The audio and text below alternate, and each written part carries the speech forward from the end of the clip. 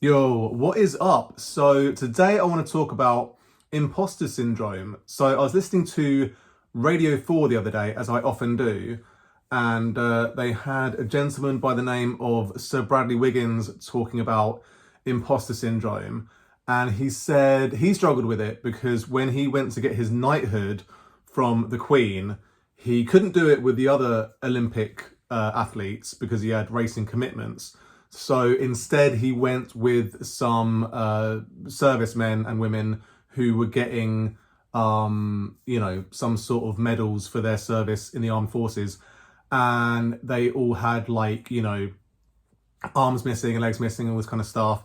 And they were very brave. So he kind of felt like a fraud next to these people getting a knighthood for something that he didn't consider very brave or amazing or worth getting similar sort of recognition as people who have gone off to fight in another country for their, for their queen and country and that sort of business.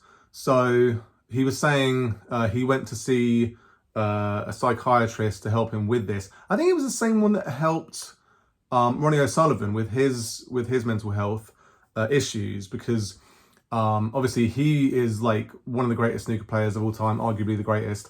And he went through a long period of really not doing well because of his mental health and stuff like that. So he's been seeing this guy, and I watched the documentary on Prime about him, and it was just it's really interesting because like his dad went to jail for murder, and him and his dad were basically inseparable for a lot of his life. So him going off for 30 years really messed him up. And the last thing he said before he got sent down was just win. So like he had that in his head. Then after that, like he just has to win. He knows his dad's going to be listening to him play on the radio, and he's going to be, he has to keep his dad happy by winning. So that's what was going on with him. But he seems like he's in a lot better place now because he's kind of come to understand that winning isn't everything. And as long as he's just having fun with the game and playing his best, that's all he can do, really. So I think it's the same with Bradley Wiggins. Like he's entertaining people. He's putting in a lot of effort. He's doing well. And that's all you can hope for. Like put in loads of pressure on yourself.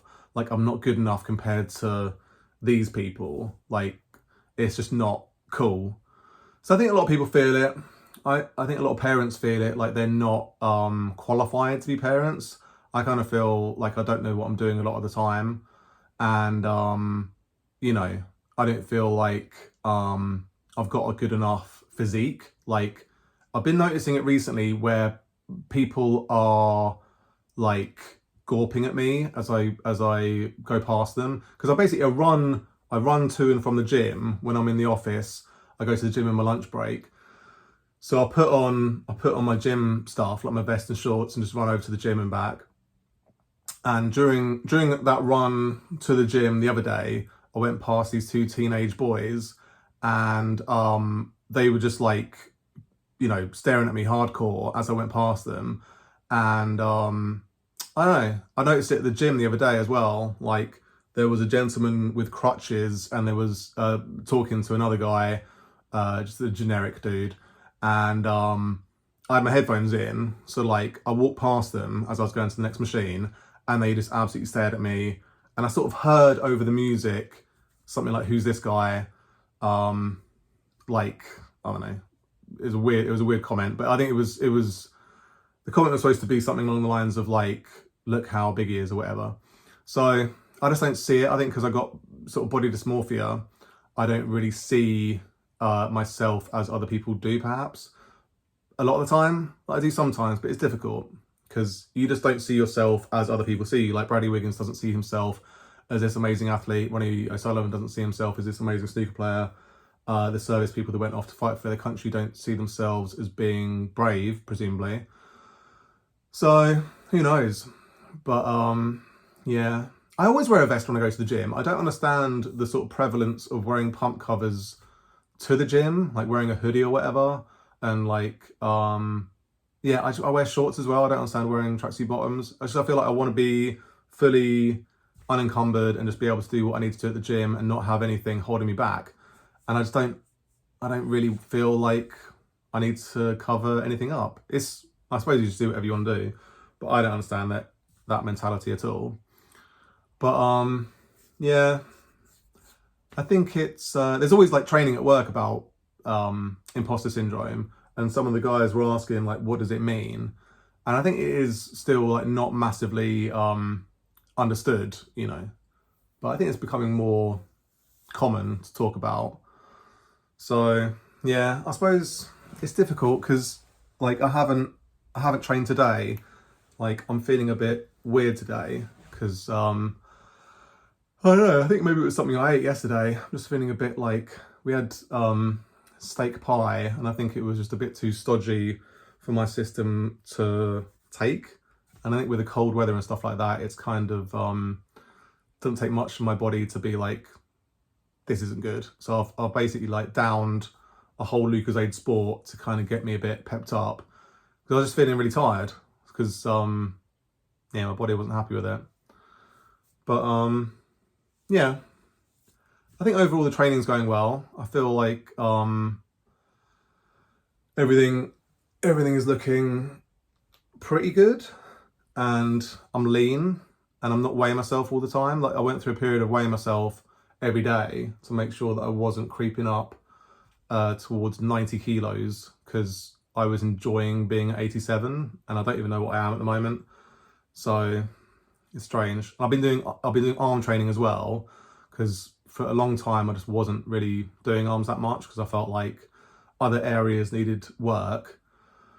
But I've been doing it recently because it's been feeling good, and my shoulder hasn't been playing up too much, and my lower back has been allowing me to get in positions where yeah, I can do stuff and not feel uncomfortable. But yeah, went to get a haircut the other day, and I was saying to the guy, like, all I get at the moment is on Instagram is like adverts for hair transplants, because I guess that's what men need now. Like it seems like everyone's getting them. Like Chris Bumstead got his the other day because his hair was sort of receding and thinning a lot. So, and he's like 28, I'm like 40, and my hair is still there. But I was saying like it is receding, and it has receded, and he was like, nah, it looks good, like don't worry about it. And yeah, I think we judge ourselves too harshly and kind of feel like it should be perfect. Like he was saying, you know, when you get a hair transplant, they do it like a straight line, like your hairline is just magically now a straight line, whereas naturally most people's is not. Like mine goes further back on that side than it does that side. So I think the answer is just to not really care that much, because I've got so much like wrong with me. You know, the hair situation is just another thing. Like I kind of don't like my hair. I don't feel like it does what I want it to do, and it's got this stupid like cowlick that always means it wants to go, like wants to have a parting there. But who cares? Like I've got loads of stuff wrong with me. I've got dry skin, very dry skin at the moment.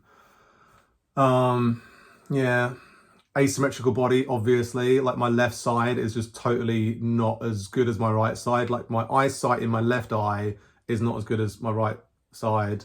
Left shoulder isn't good. Left lower back isn't good. So, you know, what can you do? Everyone's got problems, and everyone is kind of hard on themselves about those problems. But I just said, like, cut it off. Cut all of my hair off. Let's pretend I'm going to join the Marines, and yeah, just get it off. Because I was feeling very like allergic. I felt like my hair being on my face was making me feel itchy, and I don't like it. I don't like feeling like that. I don't like feeling like I have stuff in my face. But yeah, my skin on my hands is really dry as well. But I can bounce my pecs and do them one at a time. So there's that. And I get nice messages on Instagram from people saying like, you're handsome and stuff, and you've got a good body. So that's all I want really. I don't really care about anything else. Like, you know, When I went to give blood, one of the women there said I was very muscular. You know, when I've got COVID vaccines, people have said, relax your arm, even though it's already relaxed. You know, these little comments is what I live for. You know, people just saying, handsome, muscular, relax your arm when it's already relaxed. You know, stuff to make me feel good about myself.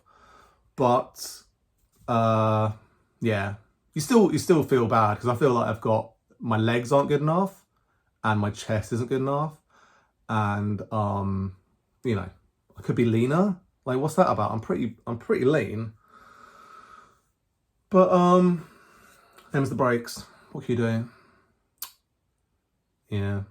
Anyway, I'm gonna go and maybe have a little lie down so I can feel a bit more human, because I'm still feeling weird, like even after that whole bottle of Lucozade Sport. I don't know. Just got that sort of feeling. It's a pretty like drizzly, miserable day outside, so that doesn't help. But you know, these things happen. Anyway, you take care. Peace.